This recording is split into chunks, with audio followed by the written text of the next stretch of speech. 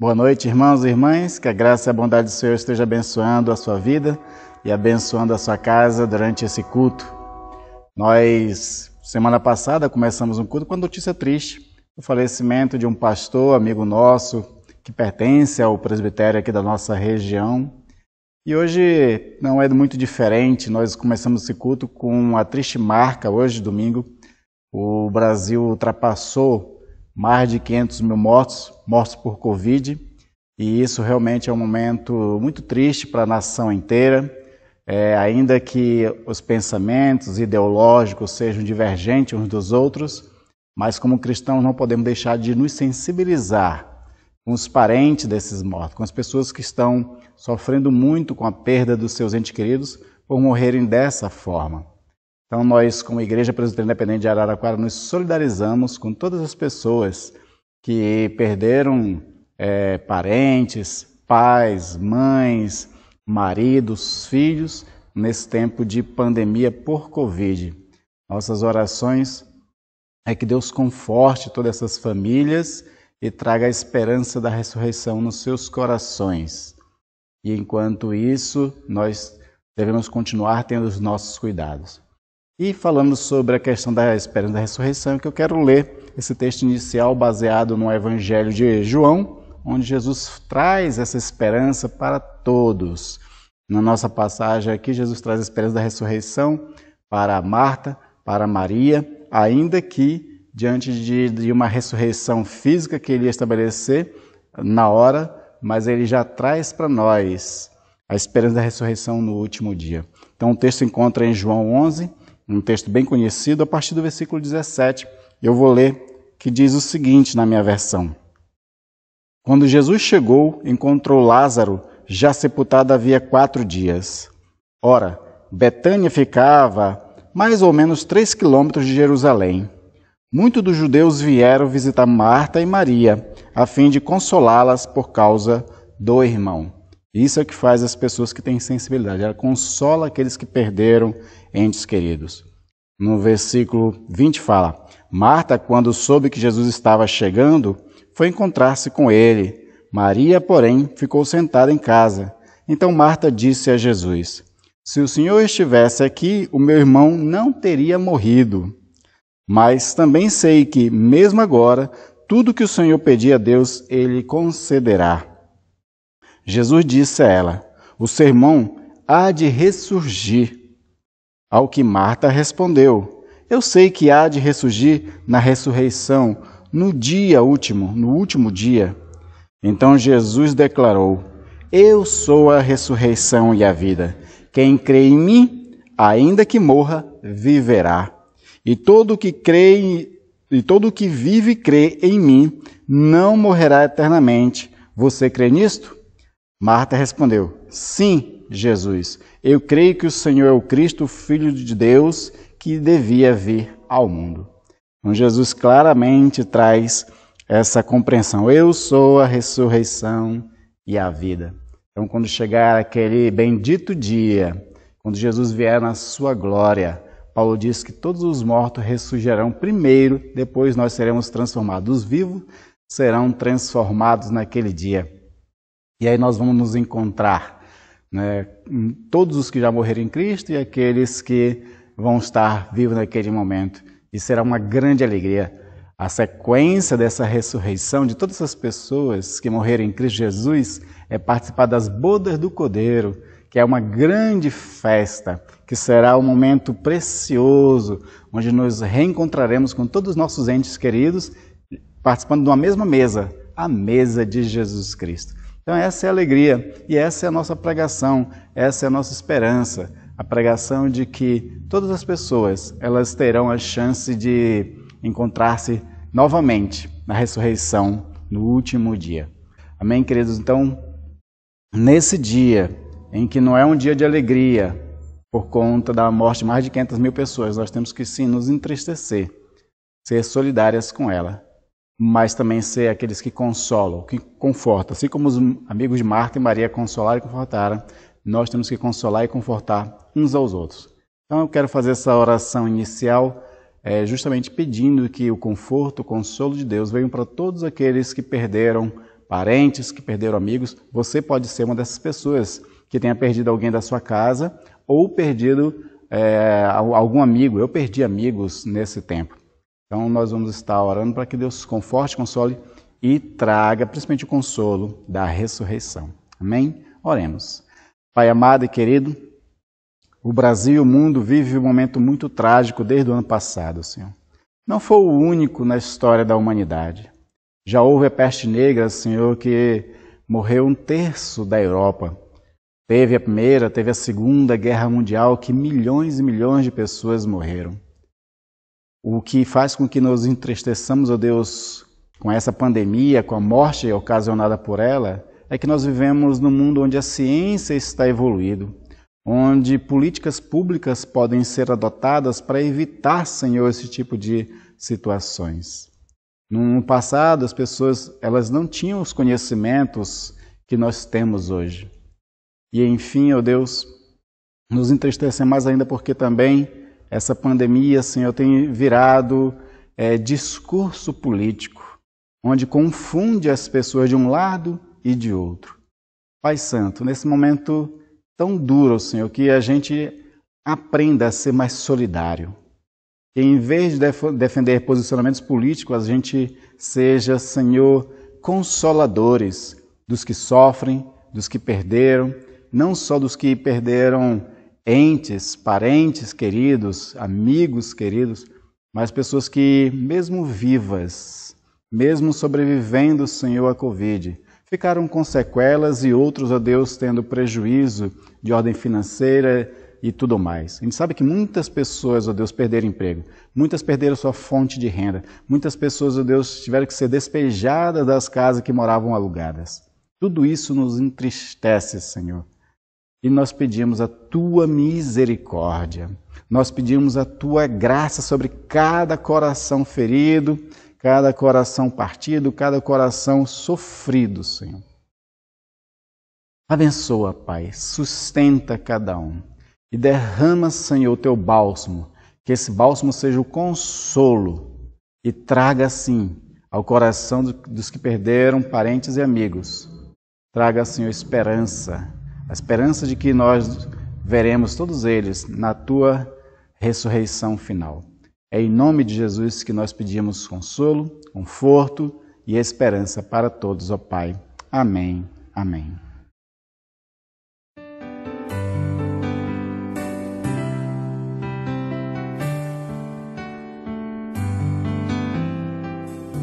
Bem mais que as forças, poder e reis, que a natureza e tudo que se fez,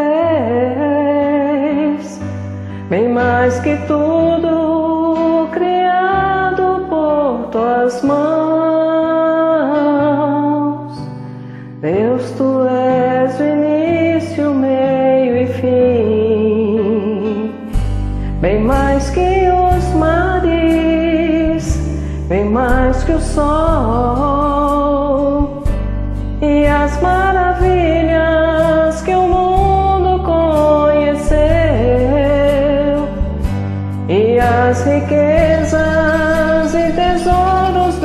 dessa terra, incomparável és pra mim. Por amor, sua vida entregou, meu Senhor. Humilhado foi como a flor, machucada no jardim, morreu por nós, pensou em nós, nos amou.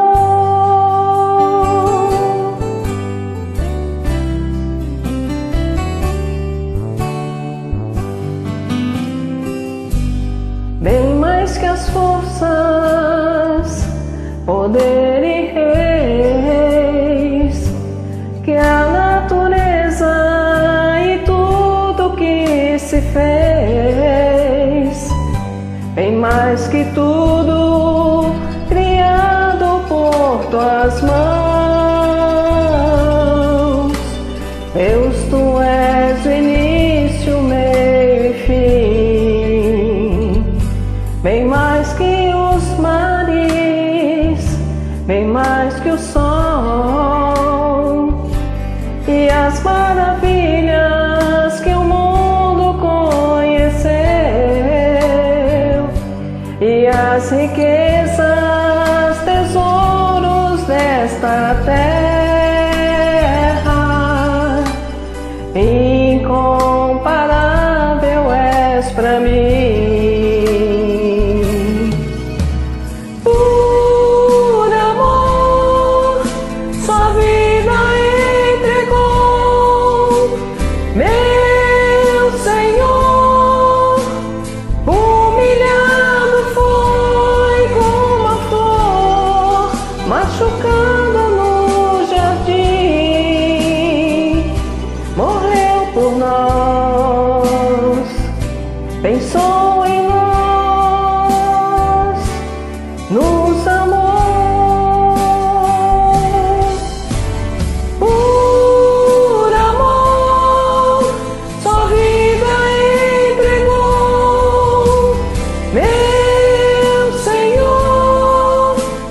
Humilhado foi como a flor, machucada no jardim, morreu por nós, pensou em nós, nos amou. A flor machucada no jardim, morreu por nós, pensou em nós, nos amou.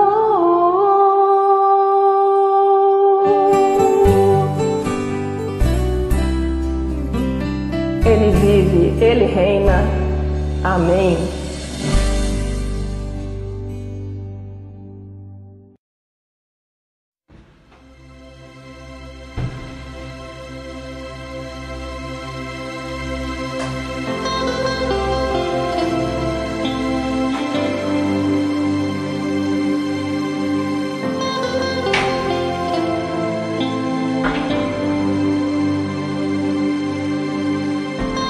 Tu és tudo que eu mais quero,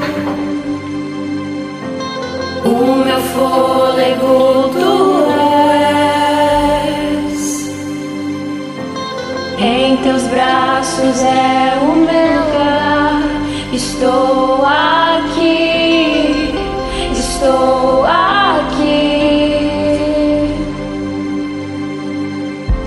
Pai, eu amo sua presença, teu sorriso é vida em mim. Eu seguro em suas mãos, confio em ti, confio em ti. Quero ir mais fundo, leva-me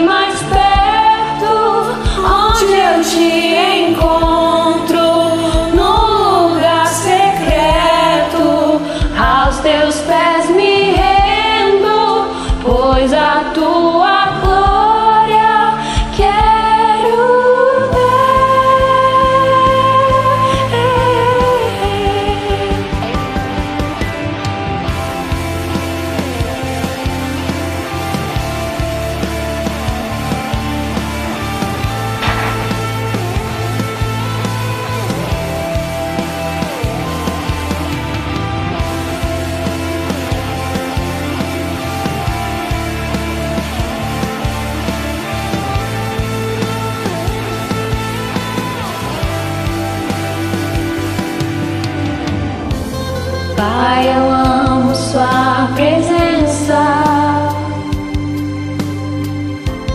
Teu sorriso é vida em mim. Eu seguro em suas mãos, eu confio em ti, confio em ti. Quero ir mais fundo, leva-me mais perto, onde eu te encontro, num lugar secreto, aos teus pés me rendo, pois a tua glória quero ver.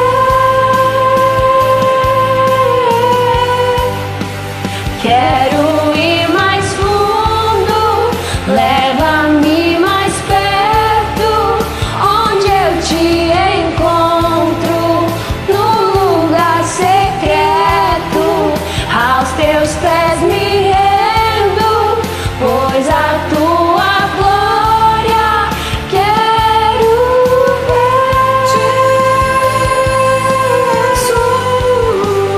Jesus, tudo que eu mais quero é te ver. Me envolva com tua glória e poder. Tua majestade é real, tua voz ecoa em meu ser. Tudo que eu mais quero é te ver. Me envolva com tua glória e poder. Tua majestade é real, tua voz ecoa em meu ser. Tudo que eu mais quero é te ver. Me envolve com tua glória e poder. Tua majestade é real, tua voz ecoa em meu ser. Tudo que eu mais quero é te ver. Me envolve com tua glória e poder. Tua majestade é real, tua voz ecoa em meu ser. Quero ir mais fundo, leva-me mais perto, onde eu te encontro, num lugar secreto, aos teus pés me rendo, pois a tua glória quero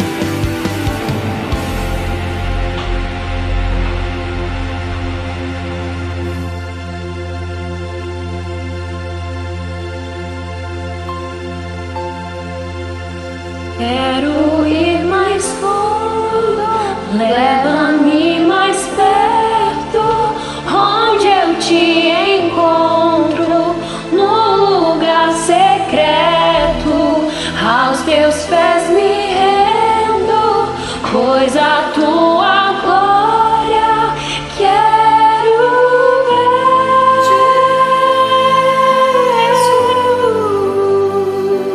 Tudo que eu mais quero é te ver. Me envolve com tua glória e poder. Tua majestade é real, tua voz ecoa em meu ser. Tudo que eu mais quero é te ver. Me envolve com tua glória e poder. Tua majestade é real, tua voz ecoa em meu ser.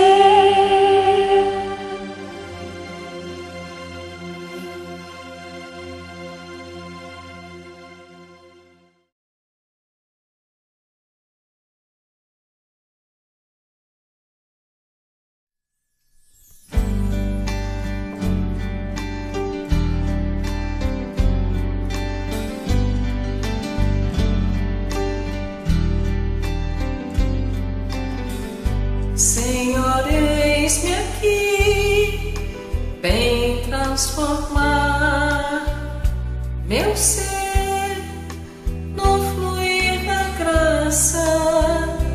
encontrei em ti. Senhor, descobri que as fraquezas que há em mim podem ser vencidas no poder do teu amor.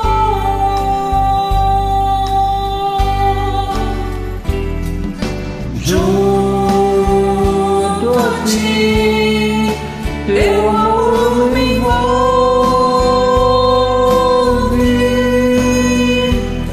atrai-me, para teu lado estar. Espero em ti e subo como águia nas asas do Espírito. Contigo voarei no poder do teu amor.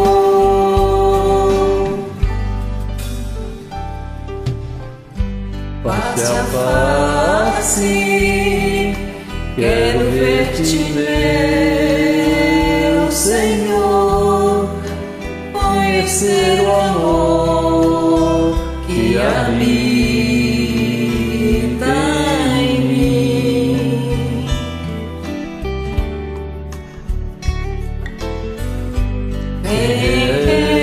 Renovar minha mente em teu querer, meus dias viverei no poder do teu amor.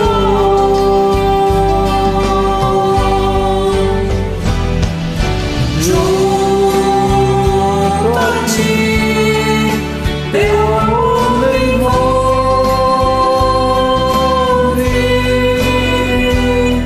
atrai-me, pra teu lado estar.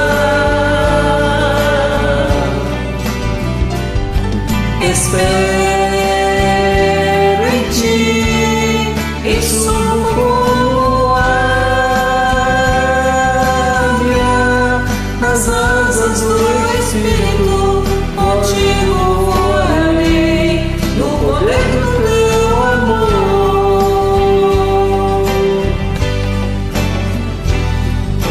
Junto a ti, teu amor me envolve,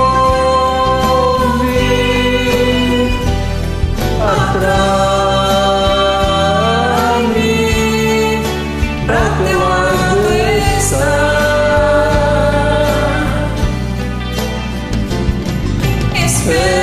Espero em ti e subo como águia nas asas do Espírito. Contigo voarei no poder do teu amor. Nas asas do Espírito. Contigo voarei no poder do teu amor. Nas asas do Espírito. Contigo voarei no poder do teu amor.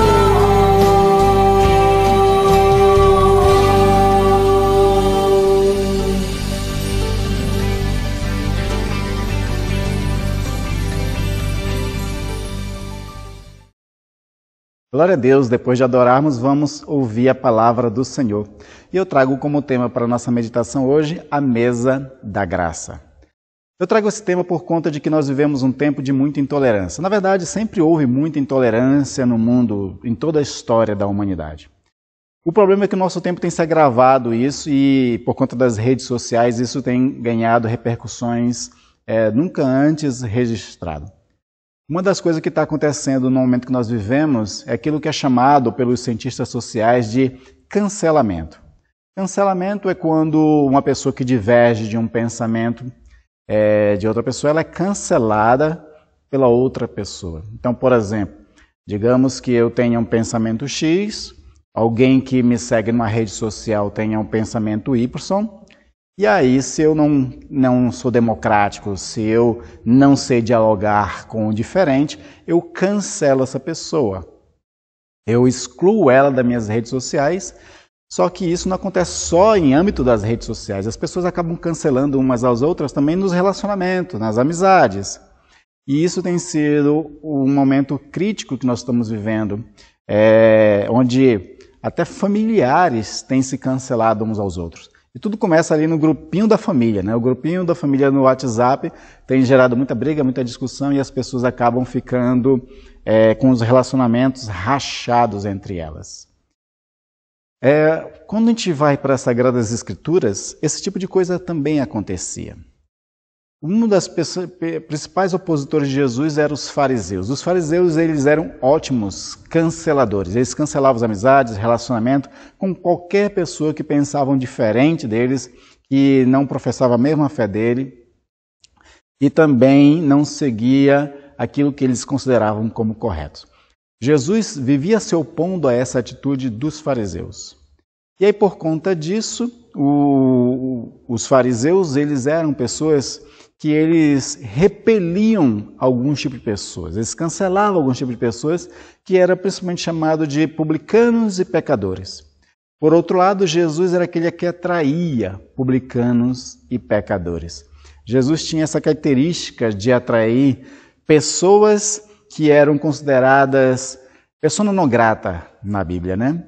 Então nós tínhamos principalmente essas duas figuras que Jesus atraía e que os próprios fariseus repeliam de si, que eram os publicanos e pecadores. Os publicanos, eles eram considerados pessoas não gratas pelos fariseus, porque eles eram judeus, professavam a mesma fé, mas estavam a serviço de Roma.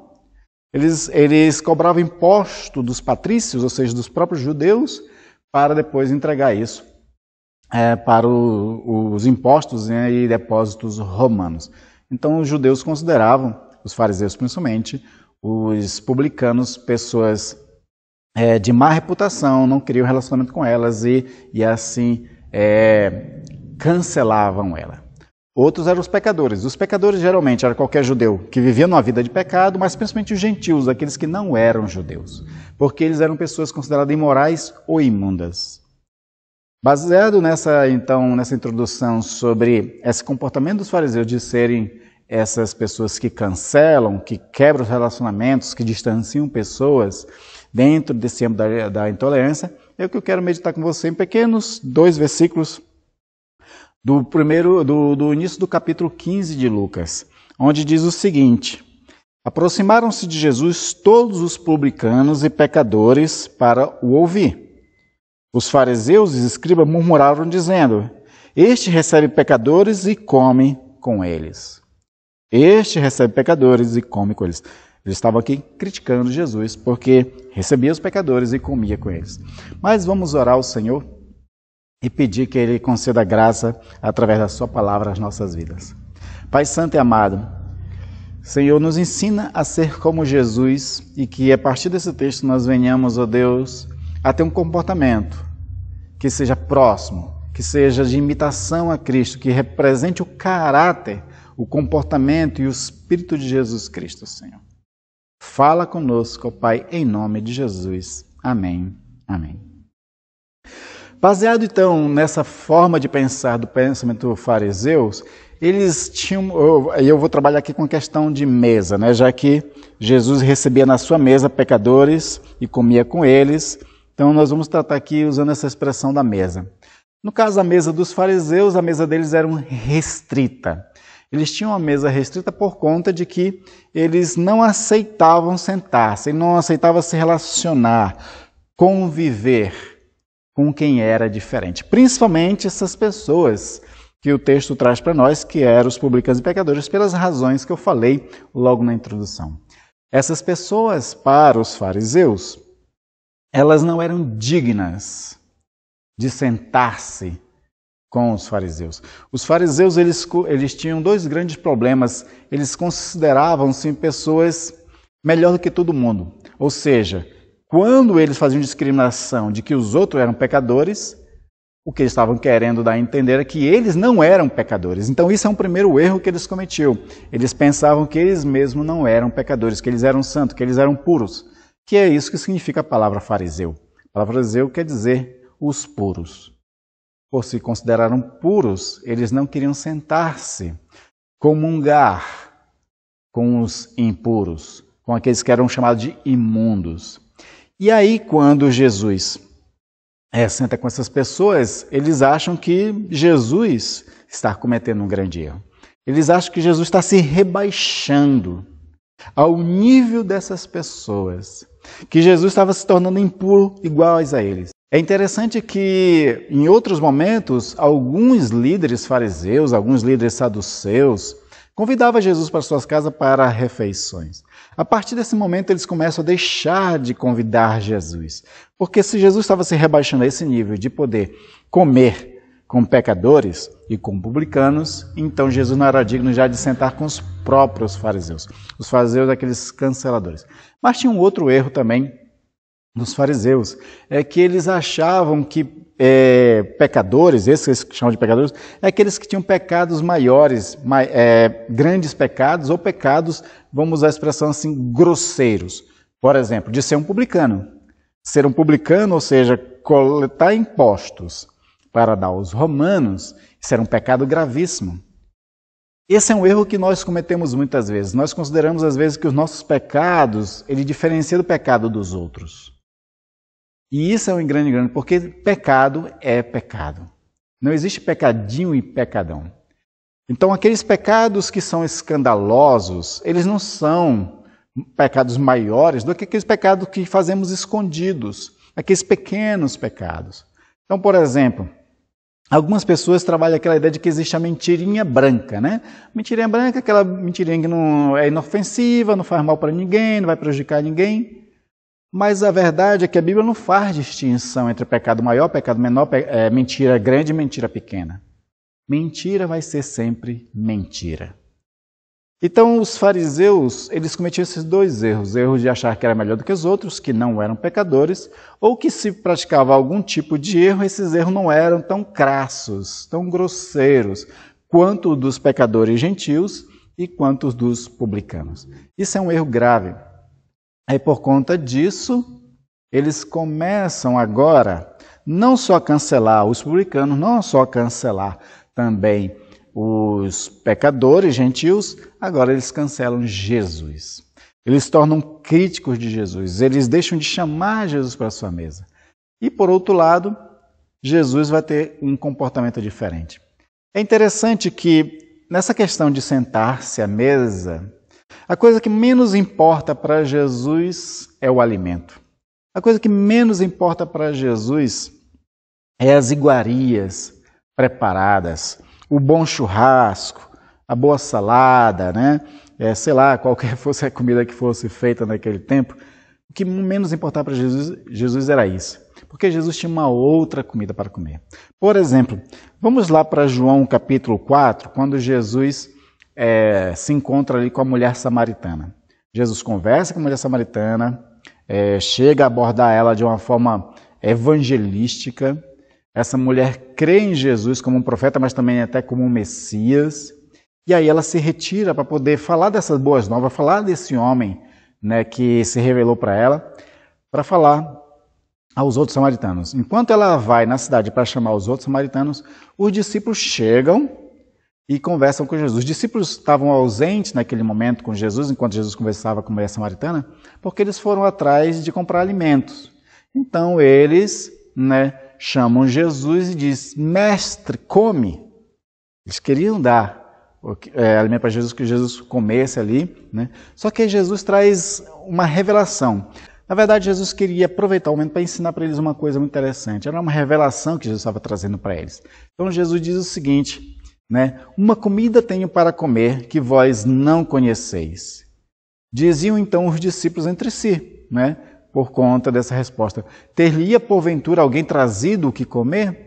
E aí Jesus vai dizer para eles o seguinte: olha, a minha comida consiste em fazer a vontade daquele que me enviou e realizar a sua obra. O alimento de Jesus era fazer a vontade de Deus, realizar a obra de Deus. E a vontade e a obra de Deus que Jesus estava realizando era a salvação de pecadores. Era isso. Aí Jesus complementa dizendo o seguinte: não dizei vós que ainda há 4 meses até a ceifa? Eu, porém, vos digo, erguei os olhos, vede os campos, pois já branquejam para a ceifa. Então Jesus está falando ali do momento da evangelização, do momento de pregar o evangelho para as pessoas. A comida de Jesus era justamente, fazer a vontade de Deus. E a vontade de Deus era salvar almas. Porque Deus, Ele é o Deus da vida, o Deus que restaura, o Deus que ama e que se compadece dos sofredores, dos pecadores, daqueles que são oprimidos pelo pecado e pelo diabo. E Jesus estava na terra fazendo a missão de resgatar as pessoas. Ele era o redentor dessas pessoas, ele era o médico desses enfermos pelo pecado. E ele estava para curar. Então era isso que Jesus queria. Mas tem um outro momento que Jesus vai trazer a mesma conotação sobre a importância do alimento na mesa. Então tem um outro momento que, por exemplo, os fariseus perguntam aos discípulos de Jesus assim, por que o mestre de vocês come com os publicanos e pecadores? Aí Jesus, mesmo ouvindo isso, diz o seguinte: os sãos não precisam de médico, e sim os doentes. Vão e aprendam o que significa misericórdia quero e não sacrifício. Pois não vim chamar justo, e sim pecadores. Está lá em Mateus 9, 11 a 13. Ou seja, o comportamento de Jesus com essas pessoas pecadoras, publicanas, é um comportamento de salvação. E isso era o seu principal elemento. E isso era o que satisfazia Jesus. O que satisfazia a fome de Jesus era almas recebendo o Evangelho, se entregando, se voltando para Deus. Em vez de cancelar pessoas, a comida de Jesus era agregar pessoas, era juntar o maior número de pessoas possíveis. Era isso que ele tensionava. E aí Jesus convida as pessoas para uma mesa completamente diferente, que é a mesa da graça. Jesus, quando se misturava com os glutões, beberrões, com esses pecadores, não era para, na mesa, saciar o corpo, alimentar o corpo e ter prazeres do corpo, Não, ele queria oferecer a essas pessoas o alimento espiritual. O evangelista Lucas, que trabalha muito bem essas questões, ele traz assim que a ideia de Jesus é que para que todos os decaídos, todos os pecadores, todas aquelas pessoas que estavam perdidas em pecados, eles pudessem ouvir Jesus, e o ouvir Jesus era se alimentar por Jesus. Ouvir Jesus era justamente participar dessa mesa da graça. Então nós temos um texto, por exemplo, de João 6, 26 e 27, que traz essa ideia desse alimento que Jesus oferece. Quando ele diz o seguinte: em verdade vos digo, vós me procurais não porque vistes sinais, mas porque comestes do pão e vos fartastes. Trabalhai não pela comida que perece, mas pelo que subsiste para a vida eterna, o qual o Filho do Homem vos dará. Então Jesus está dizendo, trabalhai pela comida que não perece, pelo alimento espiritual. E as pessoas, elas quando ouviam Jesus, elas se alimentavam, porque a palavra de Jesus é o pão que alimenta. O que Jesus tem a oferecer para nós é um alimento mais enriquecedor, que nutre a nossa vida espiritual, que traz proteínas, que traz tudo o que nós precisamos para manter a nossa vida espiritual forte, saudável. Era isso que ele fazia. Então, quando ele se juntava com essas pessoas, era para poder ali ter a oportunidade. Como é que Jesus poderia oferecer a salvação a essas pessoas se não convidasse elas para uma mesa da graça? Jesus, ele sempre aproveitava essa questão de refeições. Você vê nos evangelhos várias vezes Jesus aproveitando momentos da mesa, do alimento, para revelar coisas profundas do reino de Deus e para oferecer a graça salvadora para as pessoas. Por isso que as pessoas ficavam saciadas, elas ficavam bem alimentadas, elas se sentiam felizes depois que ouviam Jesus. O próprio Jesus também é a bebida. Ele diz assim, todos aqueles que têm sede, vende a mim e beba de graça da água da vida. No final do Apocalipse nós temos essas mesmas expressões, né? Quem tem sede, venha e beba de graça da água da vida. Jesus, ele é o pão que alimenta, ele tem o pão que alimenta, ele tem a água que sacia a sede. E é isso que ele oferece para as pessoas. Mas Jesus não poderia oferecer essa graça se ele não recebesse essas pessoas com graça, se ele não agregasse essas pessoas a si, se ele não atraísse essas pessoas a si. Todo comportamento intolerante, todo comportamento intransigente, cancelador, afasta as pessoas, não aproxima as pessoas. Nós, como Igreja do Senhor, ao longo dos anos, temos aprendido a ser mais como fariseus do que ser como Cristo Jesus. A ideia de se misturar com pecadores e publicanos de Jesus tem que ser a mesma ideia nossa, né? De se aproximar de todas as pessoas para ser um influenciador entre elas, para poder oferecer a graça para elas, poder as alimentá-las com a palavra da vida eterna. Se nós tivermos um comportamento de afastar pessoas, de cancelar pessoas por conta, às vezes, de ideologia, por conta de qualquer coisa desse tipo assim, nós estamos nos distanciando da pessoa de Jesus Cristo, do princípio ministerial que ele viveu. E nós temos que ser imitador de Jesus, não imitador dos fariseus. Quem deve nos guiar é Jesus através do seu comportamento, do seu caráter, dos seus ensinos. Então, essa cultura do cancelamento que nós vivemos hoje, essa cultura da intransigência, da intolerância, ela não deve fazer parte de nós cristãos. E eu sei que é difícil porque geralmente nós somos pessoas tendentes a querer ser radicais em defender aqueles posicionamentos que nós temos. A gente não precisa cancelar nossa doutrina para aceitar pessoas. A gente pode continuar com as nossas doutrinas. Podemos continuar pensando a partir do princípio do Evangelho e se aproximar dessas pessoas. E uma vez que nós alcançamos a maturidade espiritual e do conhecimento da palavra, a gente não vai ser influenciado pela cultura, pelo pensamento dos outros. Na verdade, nós é que seremos influenciadores. Paulo diz que nós temos que ser aqueles que pregam a palavra, que ensinam, que ensinam a verdade em amor. E é interessante que o próprio Espírito Santo dá sabedoria para fazermos isso. Ele dá sabedoria para poder ensinarmos do Evangelho, ensinarmos o reino de Deus, pregar a palavra com sabedoria e inteligência às pessoas, amando essas pessoas, e assim o próprio Espírito vai trabalhar no coração dessas pessoas. Se elas não quiserem o Evangelho, não é problema nosso, a gente não tem que quebrar relacionamentos por conta disso. Porque a função de converter o homem do pecado, da justiça e do juízo, de convencê-las do pecado, da justiça e do juízo, é do Espírito Santo. É Ele quem faz isso. Não é por força, nem por violências verbais que nós vamos trazer as pessoas, mas o próprio Deus diz que é pelo meu Espírito. Então, não façamos parte dessa corrente e dessa cultura de cancelamentos. Pelo contrário, sejamos aquele que prepara uma mesa para as pessoas. Uma mesa da graça. O momento que nós vivemos, não dá para a gente fazer isso literalmente, né? De realmente fazer nas nossas casas, preparar alimentos, poder convidar amigos de trabalho, de escola, faculdade, de vizinhança, e poder participar de uma mesa e nessa oportunidade de falar do Evangelho para as pessoas. A gente não pode fazer isso agora. Mas quando pudermos, façamos isso. E enquanto não podemos fazer isso literalmente, de fazermos a mesa, mas que a nossa mesa seja espiritual. E a gente use as redes sociais, os meios de comunicação, para continuar consolando, confortando pessoas, abençoando pessoas com palavras de vida, com palavras de consolo, com palavras de conforto, com palavras de fé para as pessoas. Porque esse é o momento que as pessoas estão precisando muito disso. Hoje não é o momento de atacar pessoas.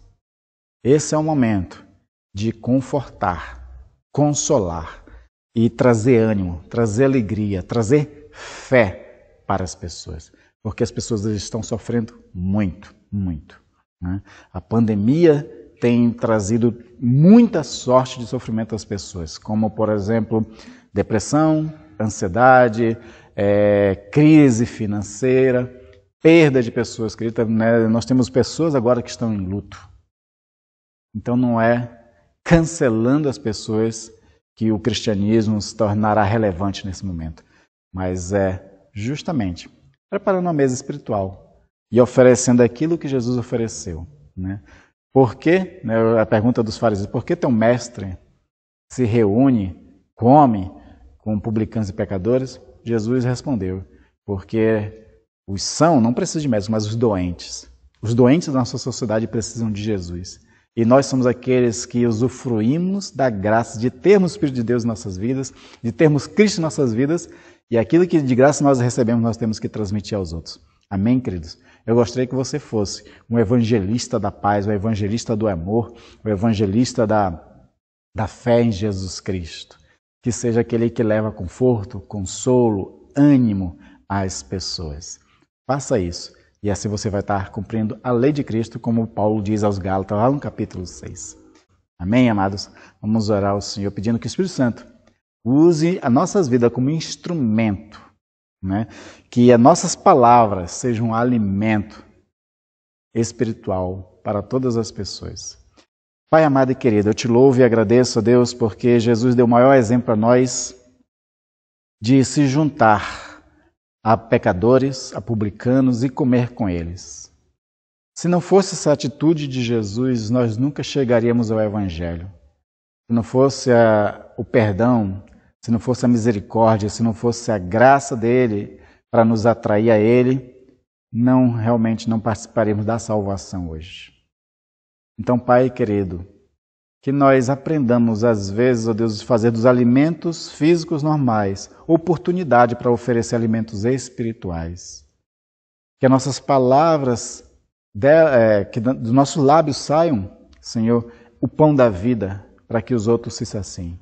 Jesus disse que aquele que bebesse da sua água se tornaria uma fonte viva a jorrar para a vida eterna, que nós sejamos essa fonte e de nós saia a água para saciar a sede de todo o pecador, Pai. Nos abençoa, nos usa para a glória do Teu nome. Nos usa, Senhor, para nesse tempo sermos relevantes e sermos pequenos cristos para outras pessoas, Pai, em nome de Jesus. Quanto aos meus irmãos e irmãs, abençoa-os, dá graças a eles, ó Deus, sustenta eles, protege-os, alimenta-os, ó Deus. Alimenta não só com alimento espiritual, mas alimenta-os mesmo, ó Deus, fazendo a sua mesa farta, Pai, que nada falte nas suas mesas, ó Deus. Cura os enfermos, dá vitórias àqueles que estão passando por lutas e tribulações. Consola e conforta os enlutados, ó Pai, em nome de Jesus. E ser para nós, ó Deus, luz que guia o nosso caminho. Ser para nós, Senhor, aquele que nos sustenta com a Tua destra fiel, nos conduzindo, Senhor, no mundo de trevas, para que assim nós possamos, naquele dia, gozar, Senhor, ou da transformação dos nossos corpos, ou da ressurreição eterna, para participarmos da grande mesa do Cordeiro de Jesus Cristo, e assim ser um tempo que não haverá mais choro, não haverá mais lágrimas, e vamos participar, Senhor, eternamente da Tua presença. Oramos, ó Deus, no nome do Pai, do Filho e do Espírito Santo, pedindo a Tua graça e a Tua bênção sobre nossas vidas e sobre a vida de cada um que nos ouve. Amém, amém. Receba a bênção do Senhor Jesus Cristo e nosso Deus Pai. Que o Senhor faça resplandecer seu rosto sobre você, meu irmão e irmã. Que Ele faça resplandecer o rosto e te conceda paz, juntamente com a graça do nosso Senhor Jesus Cristo, com o amor e consolador de Deus Pai e o Espírito Santo, não só agora, mas para todo sempre. Amém, amém.